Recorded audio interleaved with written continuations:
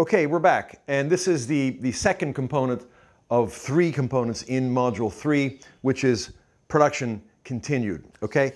And I want you to watch the film that I did. It was in 2008 in the Helmand River Valley of Afghanistan. I spent 3 weeks with the 24th Marine Expeditionary Unit.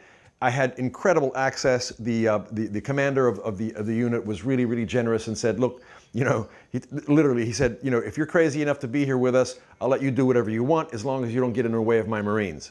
And when that happens, you're going home. And I said, I'm there. Let's go.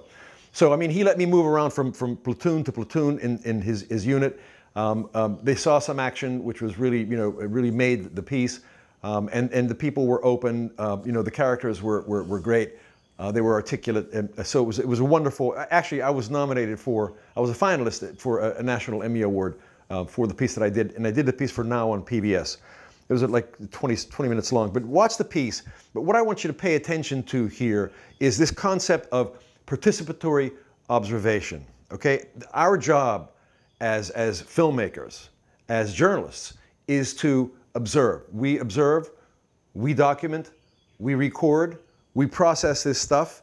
We apply this idea of the creative treatment of reality, or the creative treatment of actuality. In other words, we go out there, we shoot this stuff, we gather this information, and it depends on a lot of things up here and here, how we treat this, how we construct this, how we build the final project. And, you know, we run this stuff through our perception, our world experience, our experience as human beings, and we present this to an audience, hopefully, that will appreciate, you know, the effort and learn from it or be impacted by it.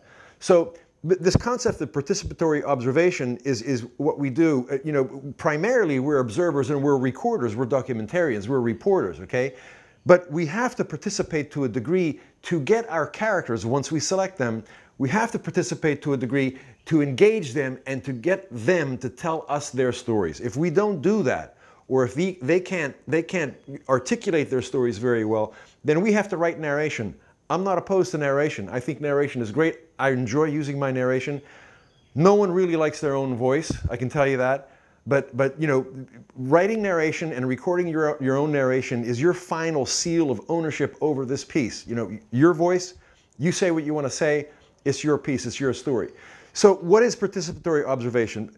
Participatory observation, as you'll see through this piece, Afghanistan, the Forgotten War, is when I ask the characters, you know, what's going on now, Lieutenant? Tell me what's going on now, Captain. What just happened, sir? You know, it's this engagement with our characters that you have to do to get them to tell your stories. You'll see, for example, this lieutenant here, Miller is his name.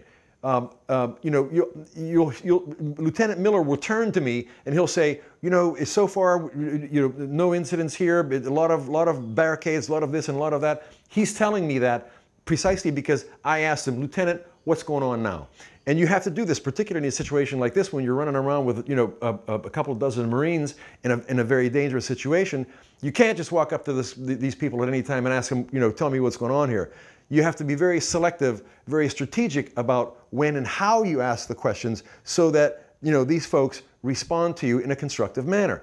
And the key is to get them to respond in a way that is, you know, in a complete sentence. What's going on now is we just did this and so and forth. What we're going to do now is, so you ask these people one or all of 3 questions.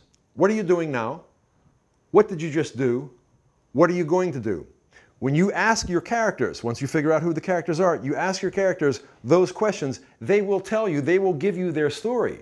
And that's what this participation is about in this concept of participatory observation. You're watching what these folks are doing, you're documenting what they're doing, but you have to engage them, you have to participate to a certain degree to get them to tell their stories. And when you do that in the field, it's much more spontaneous, it's much more, you know, real, it's much more intimate. And when you're successful at this, when you get these people to respond to your questions in the field, it delivers an immediacy to your audience that they otherwise wouldn't have. So check out this film.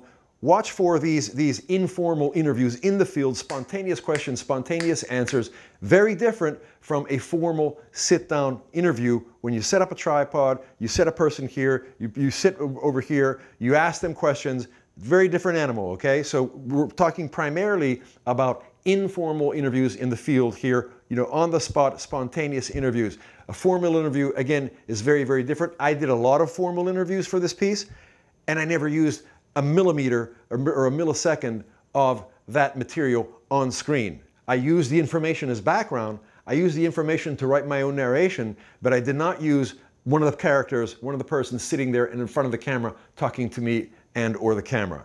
Okay? So again, the lesson here is participatory observation, how to capture this reality in the field, and how to use it to produce powerful videos for television and the internet. I hope you enjoyed the film.